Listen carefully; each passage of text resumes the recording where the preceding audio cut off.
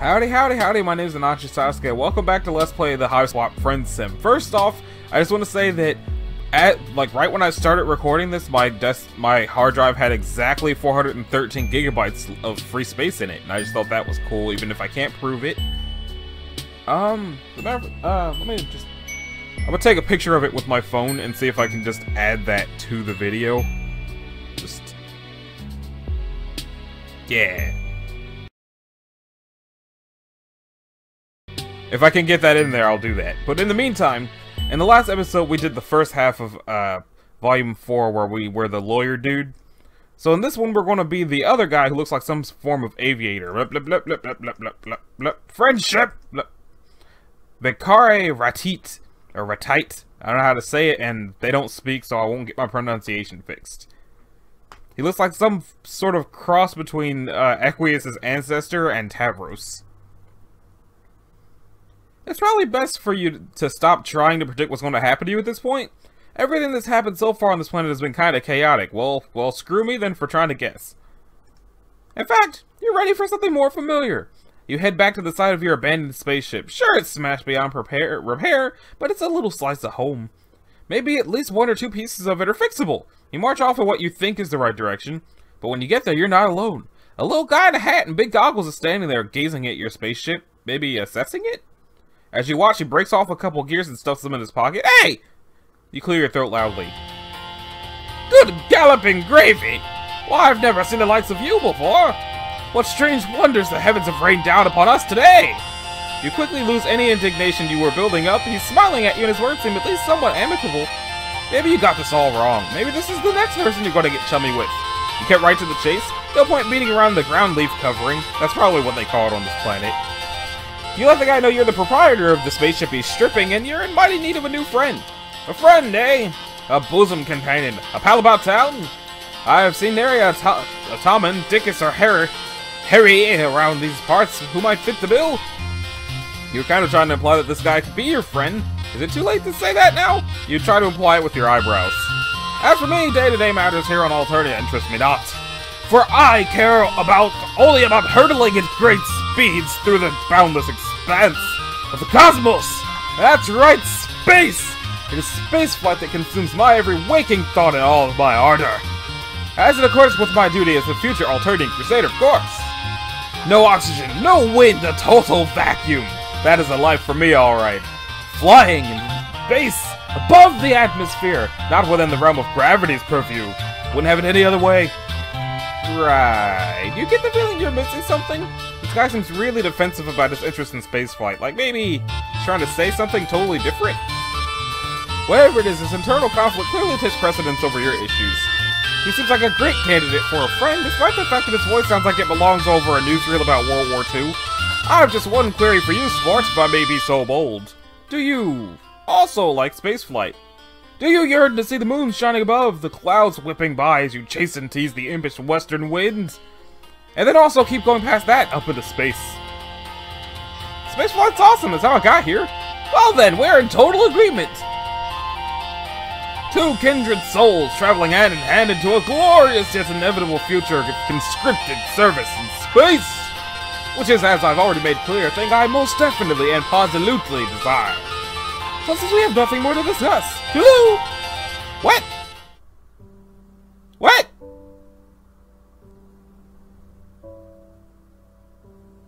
I feel like everyone involved here is very confused. Okay, alright. Friendship, Bakari Ratite, and all his wackiness. Man, fuck space. His eyes widen. You see them sparkle? Ah, I see. You're an individual with a more sophisticated palate. What? A real connoisseur of the buoyant arts, you are. Someone like you can never be satisfied with the anemic affair of traveling through the inky blackness of the galaxies. I believe a jaunt to my hive is in order. Let's get a wiggle on. There was a lot going on there, but you understand that he wants you to follow him. The friendly guy takes you to a building where all the rooms seem to be balanced on spindly-looking stilts. The hive soars above you up into the sky. He gestures to a little platform attached to a pulley system, like a rudimentary elevator. It brings you up into a small, dark room. His house is pretty much what you would have guessed. The walls are covered in star maps and pictures of spaceships. You notice that many of them have cheery slogans splashed across them saying things like, "Explore the galaxies because you're required to fulfill your destiny to society." And, enlist, travel, make friends, don't get cold. Your new friend doesn't seem too happy as he looks around the place. Just the hive for a dedicated spacecraft enthusiast, isn't it? You nod. You're not sure what this is leading to, but no one ever went wrong relying on non-specific and plausibly deniable agreement. Who am I fooling? You've rumbled me, potential new chum. What you see before you is a collage of falsehoods. I'm nothing but an avatar of baloney. And truth, the myriad temptations and desires of space do nothing to tickle my biscuit. The thought of participating in the glorious eternal conquest gives me the screaming mimmies. My interest lies in something a little lower down. He reaches up and peels back one of these posters. Behind is another poster. This one showing a view of clouds in the night sky. Behold my shame! The truth is, I long to toss and turn within the grasp of Mistress Gravity's sweet fingers. To traverse the sky! Can such a thing be? Imagine flying within the confines of Alternatia's very atmosphere, defying the very conventions of what we all know to be true. Instead of down, up! Instead of falling, soaring! Can you imagine? Can you see it before you? Could you ever dream of the existence of such a flying machine? Airplanes exist. I brought you here to show you my truth, and you treat me to mockery? An airplane? A plane that floats in the air? Flying machines are a serious business. I think you should leave. Okay, so clearly I just have to pretend I'm completely stupid in order to keep talking to this guy. So all the right answers are now officially, I don't know shit about shit, and then he'll be happy. Friendship, but... I don't know nothing about spacecraft. I've never heard of such a thing. Ah, but the future's ours to build, my strange-hued and unhorned comrade. What do you think? Does it excite you? Do my ideas rattle your buttons? You can't help but notice he's referred to you as a chum and a comrade, but friend hasn't made an appearance yet.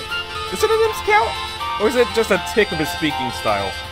You look as earnest as you can and nod vigorously. You're almost positive that this is the thing he really wants you to express interest in. Aha! The truth will out! You and I share this furtive passion for the indulgences of the air. A dialogue between a troll, a flying machine, and the stars. But further away from the stars than we would be in a spaceship. I cannot stress enough how different of a thing this is. You can't decide between nodding and shaking your head here, so you furrow your brow and do your best to look thoughtful. Like maybe you're contemplating the differences. This fellow's demeanor towards you is definitely shading more to the more temperate climate zones. However, certain physical needs are starting to assert themselves. You're still pretty banged up from your previous adventures, but right now the aching of your stomach is screaming for attention. You humbly ask your friend to be if there might be any chance of getting a bite to eat. But of course! Why, if I'd known you had a rumbling in the old digestion bladder, I would have shed my yapper too sweet. Time for a good old nosh, a yummaroonie, what ho! Now, how should we obtain the victuals? We could venture into the great unknown, which is to say, out of my hive. Or we could stay here, beholden to whatever twists and turns Lady Fate has in store for us in the nutrition block. What say you, new timer?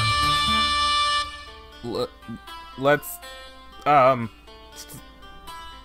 stay in the hive? You tell him that any food he has in the house will be fine? Surely staying here will get you fed more quickly. No problem at all, my fine and fervent fellow! However, I believe two kindred souls such as ourselves have more ways of communicating than mere words alone. I think I'm grasping the meaning behind your request. The signal from your transmitter is pinging my cranial orb's receiver. I can see what you're truly after is food for the soul! What? You definitely meant food for the body. You look for an opening where you might gently correct your new buddy, but he seems to be working himself up to say a lot more things. The delectable nutrition of what a troll's truest being craves. The sustenance of thought, of imagination, of desire. That which nourishes the self better than the finest grub noodles. Art! Passion! Science! You must have a hankering to see my flying machine design sketches. Despite your troubles, you can't help but think his enthusiasm is kind of sweet. You nod weakly. You make one last attempt, indicating that food might strengthen you to fully appreciate his work. No need to worry. I'm fully confident in your ability to take in my glorious blueprints. You've shown yourself to have quite the sturdy noggin and a discerning ganderbulb. I would welcome your input. Warmth blooms in your stomach. It feels nice to hear him compliment you. You're not sure what you've actually done to earn his praise, but you definitely don't want to ruin this now. Maybe seeing his designs will be fun, even on an empty stomach. Maybe it really will nourish you on a level that will help you forget about the prosaic, earthly nourishment you thought you wanted. You tell him you're in. Not so fast. That which I am planning to reveal to you is what I keep closest to my torso pillar. It's not that I don't trust you, my footloose and horn-free cohort, but I think I would like to trust you a little more before vivisecting myself. And display my bleeding organs before your penetrating gaze, which is a metaphor for exposing my portfolio. Might I trouble you to participate in a small trust trial? No problem, you tell him. Your bud insists you make yourself comfortable while he gets a few supplies. After a few minutes, he returns with a fistful of fabrics in different colors. Here's what's been bouncing around the old brain box for mine, buddy-o! I'm gonna tie this blindfold around your face. Then I'm gonna give you some instructions. And you're gonna try to locate the case where I keep my treasured sketches. If you can find it, it's gotta mean we trust each other deeply. Like two wings working in unison to achieve liftoff! If that's how wings work. I'm still figuring out the principles of the matter. What a romp! Are you up for it? Too late to turn back now, and really, you don't want to. It's kind of a relief to have him tell you what you can do to earn his friendship in plain terms. Well, as plain as this guy's terms will ever get. You give him a thumbs up. Now we're on the trolley! He quickly ties the fabric around your face. The time is upon us! Time for the inaugural flight of our deepening bond. Time to nudge our fledgling companionship out of the nest and see what happens. Your new friend starts to direct you around the room. To the left! No, my left! Sorry, okay, I meant your left. And now onwards to the glorious future that lies before us! You smile weakly, doing your best to follow his instructions. He sounds happy, so you must be getting somewhere. Almost to the doorway. 3 steps forward if you'd be so. Wait! Crash. You stagger backwards from the impact, you hear yourself wheeze. The shock has totally knocked your lungs out of commission. Your chest jerks in tiny contractions as you gasp for air. Oh, beans! Ding dang darn it! There's no pain, just an intense pressure focused on the center of your face, right where you ran into something face first. You pull at the blindfold and you hear footsteps, which probably means your new friend is rushing over to help. He gets the blindfold untied and his face swims into your vision. He looks utterly gobsmacked. Well, I'll be a horned beast scrub food! Everything copacetic, new pal! You put your hand to your face and touch something wet. Sure enough, when you pull your fingers away, they're covered in blood. Your nose isn't gushing or anything, just sending out a couple of rivulets to let you know it's having a bad day. It's not so bad. You tell your acquaintance, but he doesn't look any less horrified. Shivering stratocumuli! All this time I've been testing you to see if I could place the tender gift of trust in your declawed little hands. And here you bestowed upon me the greatest trust of all! Knowledge of your non-standard hematological attributes! I'm truly honored. Flabbergasted! Absolutely pushed to the brink of rationality by such a display of faith. Never mind the trust trial. You deserve to see my sketches. So wait here. Be back in 2 shakes of a baby Bobby's time quarters. You sit down on the floor again, wiping the blood off your face. You're not going to question the stroke of luck you've been shown. Why, if you knew bleeding was the key to his affections all along, you could have incurred some blood from the sites of your multiple injuries. But no matter. You sniff the last of the blood back into your nostrils. They say metal at the back of your throat. When your almost friend returns, he drops a big stack of papers onto your lap. You page through the designs. The first few are rudimentary, mostly variations on spaceships with little notes like how to make it not reach escape velocity, and less jet fuel, shape could be less aerodynamic. But as you keep going, the designs get pretty interesting. One seems to rely on some big rotating sails to achieve lift. Another shows a light frame body attached to 4 jointed wings. You briefly wonder what he plans to make the wings out of before you see notes starting that these are dragon wings. A fallout scribble states, flapping mechanism? How to soften rigor mortis. But hang on, take a closer look at the machine's frame. This guy's sketch is pretty detailed. The frame doesn't seem to be made of wood or aluminum as you expected, but smaller individual shapes lashed together with some kind of cord. Maybe it's just a macabre aesthetic, but you think it looks like bones? You look back at the other designs. Now that you look at it, the sails of this one have a texture that might be leather or similar. The sketches themselves are picked out in a variety of colors not dissimilar to some of the brand new blood colors you've discovered lately. Oh boy. Oh boy! You've been down this creepy alien road before. Using your lightest, most jocular tone, you question the bone shapes. You soften your words with a big, not freaked out smile. What's that? Well, I'm not a construction professional, you know. Gotta make use of what's available. Only cold lowbloods and grubs, of course. Not an ounce of insurrectional spirit in this fellow over here. Fear not, unhorned one. These wacky cultural differences, you just misunderstood! You take refuge in your old standby of nodding and smiling. It's none of your business what body parts this fellow uses or doesn't use to make his Wright Brothers transformative fan works. Friends aren't for judging people's use of corpses and constructive materials anyway.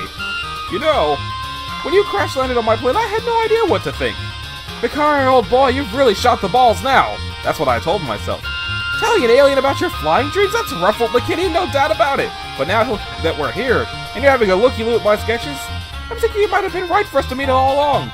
Perhaps the work of the capricious Madame Destiny? Surely he's about to say that you're friends. You can almost taste those sweet friendship-affirming syllables coming from his mouth. You are just seconds away from that coveted F-word. Or are you?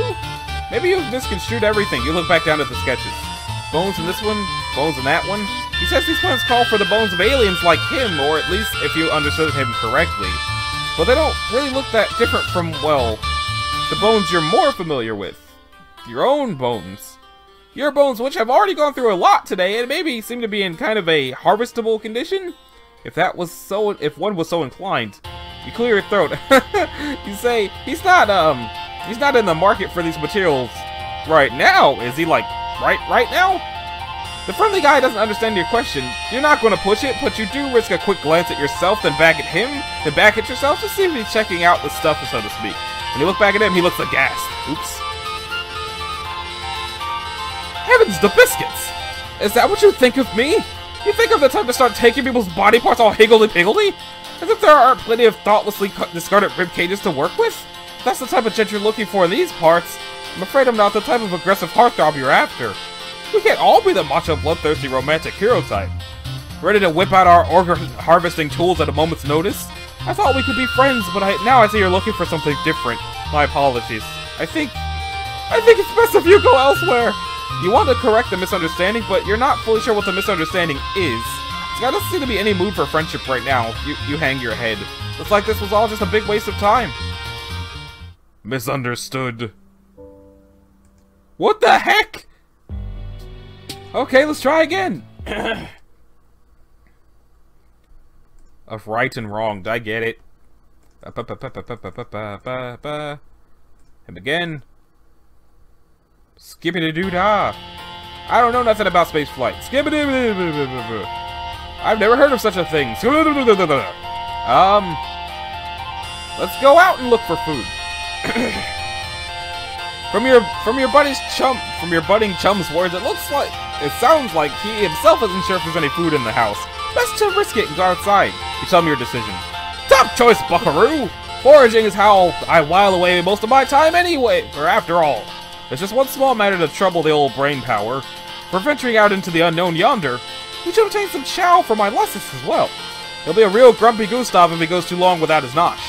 You draw yourself up proudly. It's taken a lot of bizarre run-ins and harrowing cliches, but you know all about Lussuses. You inquire about Gustav, was it? Oh, what a card you are! No, my Lussus. I call him the Canary. He whips out a photo. It shows a smaller version of himself, his horns nothing but stubs. A far too big pair of aviator goggles slipping off his nose. Standing behind him is a large white fowl. Big scraggly wings folded back behind it against its body. You want to say an emu? Whatever it is, it's definitely not a canary. Its beak touches the top of your pal's head with something that might count as affection. He's not a persnickety sort. All kinds of bugs and leaves will tickle his fancy. Shall we away? Shall we greet the horizon that rushes forward to meet us with astounding grace? Shall we give ourselves over to the current of time's great river? Sure, you tell him. You can leave the house. It's getting a lot easier to pay attention to only the worst disguises that actually make sense. You kind of enjoy his way of speaking, though. If nothing else, it gives you the feeling that he's really excited about this food quest you're going on together. Your alien pal leads you back down through the pulley system and outside again. The trip is not so easy on your bruised ribs. The thing about walking is, when you walk, your body moves. You've had better times is all you're saying. You indicate as much to your companion. Oh boy, I hear ya. Moving while attached to alternative surface is the worst kind of hooey. The moment when autonomous flight is invented trembles ever closer to the present. Can you hear it approach? The wail of a distant klaxon, the call to adventure! It beckons us forward through the years, the golden thread stretching ever onward to that glorious inevitability. It's not what you meant, but its excitement cheers you up a little. Maybe you'll feel better in the future when someone invents flight on this planet. Certainly by that time you'll either be further along in your healing or dead. Either way, thinking about that future brings a little rosy glow to your heart. You ask your buddy where you're going next. The world is by a valvular sea critter. We'll go wherever the wind calls our names. Great. But if it's a short-term answer you're inquiring after, there's a specific plant the canary likes to eat. It's got white petals and leaves as red as a troll's most lurid desires. Could you give a holler if your bulbs fall on something of that persuasion? You agree to keep an eye out. You continue trudging along beside him, wincing whenever your steps jolt your injuries. Maybe a little conversation will help distract you. You ask your new friend what got him so interested in flying in the first place. What could be better? Up there, free of worldly concerns. The wind in your face and the horizon at your back. Seeing the continents spread out below you. Finally feeling that your personal aesthetic is appropriate for the given circumstances. Did you go over this one for a minute or two? It seems like what really makes this guy tick is the travel adventure thing. Or maybe that's just what you're getting from his general demeanor, pretty much everything he said up until now. You're nervous to bring up anything that might make him dislike you, but in the interest of bonding, you forge ahead. Aren't there, you say with apprehension, maybe some similarities between flying and space travel? Like maybe being in a spaceship could satisfy some of these urges? What? There may be some superficial similarities to trick the common troll, but in essence, the blood pusher and soul of each, as different as night and day, as a mountain and a ditch, a star and a mud puddle. Don't get a fellow wrong, space travel is fine, but the only way to satisfy our bloodthirsty and nearly immortal overlords. And I look forward to such a time when I can be of service in the eternal milestone grind of intergalactic conquest. But it's missing the punch, the pizzazz, the kaboom, the trunk beast honk of it all. Just as you feared, you've stepped in it now. You're struggling for a response when out of the corner of your eye you spot a cluster of white flowers. Relieved, you point them out to your companion who races over to gather them. But when he holds one up, you can see it has blue leaves, not red. Your shoulders droop. Seems like all you've been doing is disappointing your buddy who's been so nice to you. Or at least that's what you think you've read between the lines of his confusing speaking style. Fear not, my smooth-headed compatriots. These are not the luscious rations we sought, but this plant is people chow. What I mean to say is, we can eat it. Since we are people, it's food for people, not made of people, to be clear. He goes back with a fistful of the flowers and hands you one of the blue leaves. You're not at all sure that food that's safe for your buddy will be safe for you as well, but at this point you don't have much to lose. Besides, with the way your stomach is groaning, it might as well be a perfectly seared steak. You put it in your mouth. Chewing on the leaf, you feel even more affectionate towards this guy than before. You were worried this trip might be was just turning into an excuse for him to run some kind of household errand, but he really did find you something to eat. You're desperate to find some way to show him that you understand his interests. You want to connect to him on a deep soul level. Anything to get him to look at you with that treasured glow of friendship in his eyes. Whenever he mentions space travel, he talks about how it's something that he has to do, some kind of necessary obligation. So maybe there's a reason he's fixated on an activity that's kind of similar but just a little different. Maybe he doesn't want to do the required thing, the space conquest, but doesn't have it in him to rebel entirely all the way. Maybe airplane flight or whatever similar thing he is envisioning is a compromise between what he has to do and what he wants to do. A balance, like all must find, in order to live as an individual in a society that shapes one's desires from birth. You cautiously open your mouth, heart pounding, you venture to ask your pal if he maybe would rather not satisfy the demands of the bloodthirsty overlords. If maybe a part of him wants to get into his flying machine and, well, leave. For real. He seems taken aback. Maybe you should never have said it. What a huge mistake. You probably pushed this friendship out of reach for good now. Panicking, you point to the side, yelling, you see a big field of white flowers in that direction. Your potential friend leaps to action, seemingly also glad to be given a reason not to answer this question. He races forward in the direction you indicated. In a matter of seconds, there's a yelp and your new acquaintance vanishes. Instantly, you realize your error. You didn't look where you were pointing. While walking, you unwillingly came close to the edge of a large cliff which your companion has now disappeared over. You race to the side, your stomach flooding with fear. This is absolutely the opposite of what you wanted! You look down in horror. Your friend now looks approximately how you felt when you first crash-landed on his planet. He's conscious, his face frozen in shock, but one leg is twisted underneath him in a nasty way. You might not be familiar with his alien anatomy, but you're almost positive that it shouldn't look like that. You call out to him in distress. Sure, he's going to castigate you for your mistake. The strangeness of his language won't make it hurt any less to lose this guy's trust forever. What ho! Kaloo Kalang! His voice floats up from the ground below, weak but somewhat jovial? Is it possible he's not angry? Oh, joy is happening! Oh, delight for the body and spirit! Did you see? Did your being absorb what occurred before your very visage? I flew! Soared through the air! Just for a moment, but it happened! An ecstasy like none I've ever known! You hesitate. Is it really possible that he could be taking this so well? That maybe your big fuck-up was a step in the right direction after all? It's definitely a little worrying to hear him celebrate a dangerous fall, but none of that matters if you can secure his friendship at last. My strange associate, come down here! We will celebrate in grand fashion this eve. How did you know? That a brief sojourn through unfettered air would bring me such joy! You're a fine fellow, and truly, a superb friend. Your heart lifts with joy. He said it! Of course, you now have to find a way to climb down a cliff with your messed up ribs, not to mention figure out how to transport someone with a broken leg back to the house. You're not really sure if that's possible, or when the adrenaline that you've got that's got you this far will give out and force you to succumb to your own pain. But with a night full of difficulties ahead of you, you couldn't ask for a better balm than knowing you'll face them hand in hand with your friend. Assuming you didn't hurt his hands as well. No matter, you did it!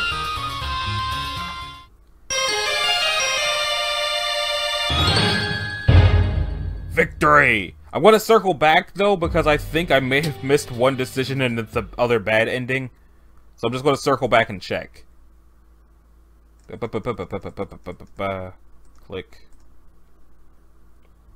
don't know about it. I've never heard of it. Let's stay in the hive. Is there not another? Okay, no, there's not another choice. Okay, so that about does it for this episode, which is episode 8 of Let's Play the Hiveswap FriendSim. On Friday, Volume 5 is probably coming out, so the first episode of Volume 5 will be going up next Monday. That said, this has been Anashi Sasuke, this has been Let's Play the Hiveswap FriendSim. If you liked it, a like and a subscribe would be groovy. If you didn't, you don't need to do either one of those things, and I will see y'all in the next one. Later!